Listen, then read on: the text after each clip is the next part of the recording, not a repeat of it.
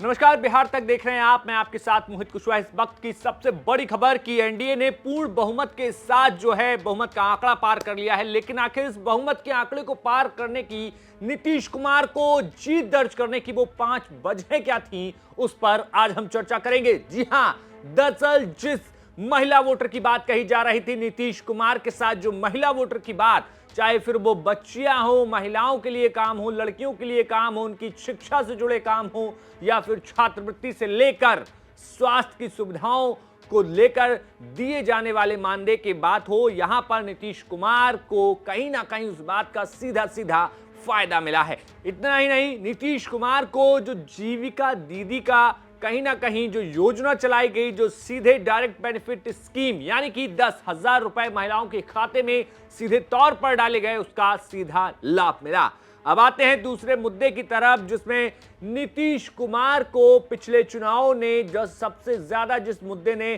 चोट पहुंचाई थी, जिस एक शख्स ने, जिस एक पार्टी ने, जी हां, चिराग पासवान। पिछले चुनाव में चिराग पासवान जब नीतीश कुमार से यानी कि एनडीए से अलग होकर लड़े थे, और खास तौर पर नीतीश कुमार को चिराग पासवान ने सीधा सीधा नुकसान पहुंचाया था। इस बार चिराग पासवान के साथ आने का नीतीश को सबसे बड़ा फायदा मिला, और चिराग पासवान के साथ आने के साथ ही नीतीश कुमार ने यह दिखा दिया कि बिहार में नीतीश कुमार अभी भी सबसे मजबूत नेता के तौर पर दिखाई देते हैं और बने रहेंगे। लेकिन एक बात और जो सबसे ज्यादा अहम रही, सबसे ज्यादा नीतीश कुमार और जेडीयू की जीत में जिसने सबसे ज्यादा हिस्सेदारी निभाई, वो मुद्दा था एक नीतीश कुमार की छवि, नीतीश कुमार की सेक्युलर छवि, नीतीश कुमार की सामाजिक न्याय को लेकर की गई प्लानिंग की छवि। नीतीश कुमार ने जिस तरीके से वोट यानी कि जिस तरीके से टिकटों का वितरण किया, जिसमें सामाजिक न्याय,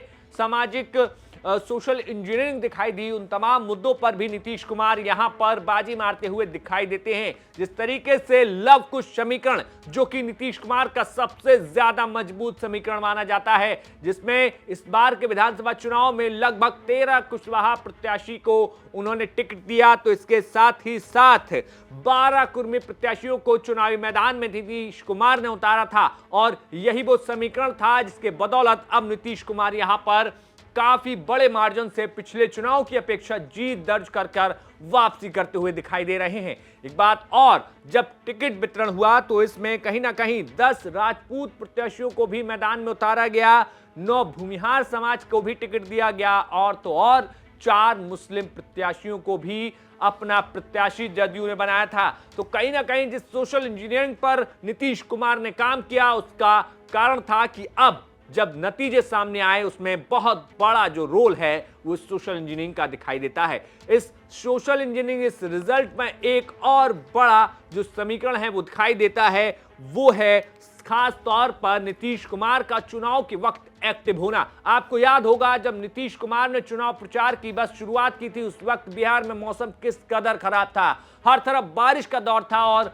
तमाम जो पार्टियों के नेताओं की हेलीकॉप्टर्स थे वो उड़ नहीं पा रहे थे। लेकिन उस हालत में भी नीतीश कुमार बाई रोड निकलते हैं, लगातार विधानसभा दर विधानसभा जाते हैं। भले ही वो चुनावी जनसभा संबोधित नहीं कर पाते, लेकिन नीतीश कुमार जाते हैं, प्रत्याशी से मिलते हैं, लोगों के बीच जाते हैं। और नीतीश कुमार पर जो आरोप लग रहा था कि नीतीश कुमार का स्वास्थ्य ठीक नहीं है, नीतीश कुमार अपने स्वास्थ्य में कहीं ना कहीं चूक रहे हैं, नीतीश कुमार पर जो लगातार विपक्ष कह रहा था कि बीजेपी ने उन्हें कैप्चर कर लिया है, उनका स्वास्थ्य ठीक नहीं है, अब वो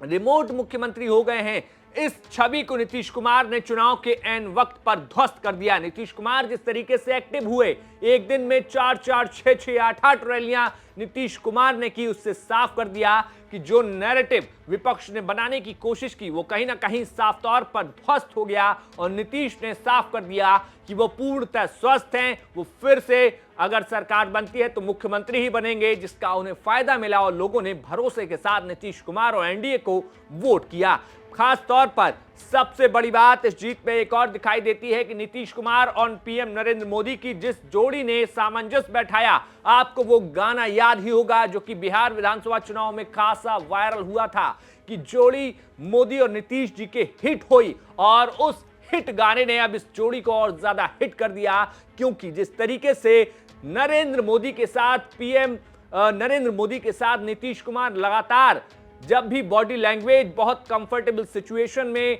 एक दूसरे का सम्मान करना, पैर छूना, ये जो तमाम चीजें थी, उससे दिखाई दे रहा था कि केंद्र और राज्य सरकार में सामंजस्य कैसा होने वाला है। और हाल फिलहाल के दिनों में जिस तरीके से बिहार के लिए केंद्र सरकार ने अपना खजाना खोला और जो डायरेक्ट बेनिफिट स्कीम मिली और विकास पुरुष के तौर पर जो एक छवि बनाई गई बिहार में, जो सड़कों का इंफ्रास्ट्रक्चर का जाल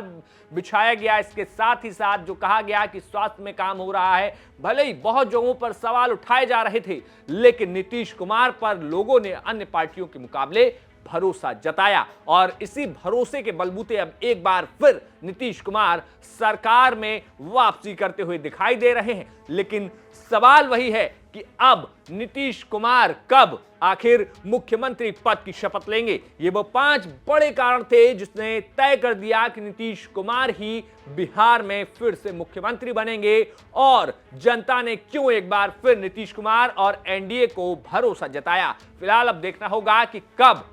नीतीश कुमार के मुख्यमंत्री पद की शपथ की तारीख तय होती है और कब एक बार फिर 20 साल से लगातार मुख्यमंत्री के पद पर रहने के बाद भी फिर एक बार नीतीश कुमार मुख्यमंत्री की शपथ लेते हैं। आपका इस खबर पर क्या कुछ कहना है और वो क्या कुछ कारण है जो आपको लगता है कि नीतीश कुमार की जीत में बहुत अहम रहे, हमें कमेंट बॉक्स में बताइए और देखते रहिए बिहार तक। शुक्रिया।